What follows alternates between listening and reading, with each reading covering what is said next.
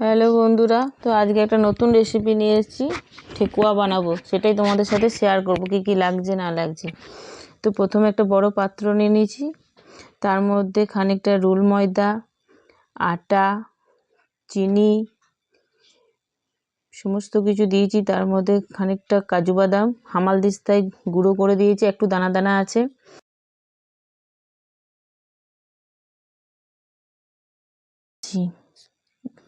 অল্প সামান্য পরিমাণ মতো নুন দিয়েছি, একটু টেস্টটা যাতে ভালো হয় সেই জন্য। গোটা মৌরি দিয়েছি, এলাচের গুঁড়ো দিয়েছি, ঘি দিয়েছি আর সাদা তেল দিয়েছি। আর সব কিছু একসাথে মিক্সড করে নেব, শুকনো মিক্সড করে নেব। প্রথমে জায়গাটা ছোট হয়ে গেছিলো, মাখা যাচ্ছিল না, ওই জন্য একটা বড় জায়গা নিয়ে নিয়েছি। এবারে ওর মধ্যে সব মিক্সড করবো একসাথে।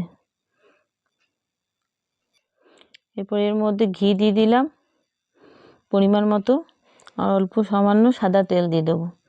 সমস্ত কিছু অল্প অল্প করে, আর ময়ানটা দেওয়া হয়ে গেছে।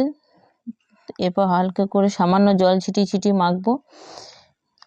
এটা একবারই বেশি জল দিয়ে মাখা যাবে না, অল্প অল্প করে জল দিতে হবে আর মাখাতে হবে, একটু দানা দানা থাকতে হবে, তবেই ঠেকুয়াটা বানানো যাবে।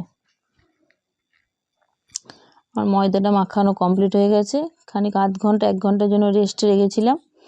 তারপর অল্প ছোট ছোট গোল করে হাতের শেপে বানিয়ে নিয়েছিলাম। সমস্ত একবারে অনেকটা বানিয়ে নিয়েছিলাম, তারপরে তেলের মধ্যে ডিপ ফ্রাই করে নিয়েছিলাম। দেখো আমার বানানো হয়ে গেছে। এবার তেলে ভেজে নেব।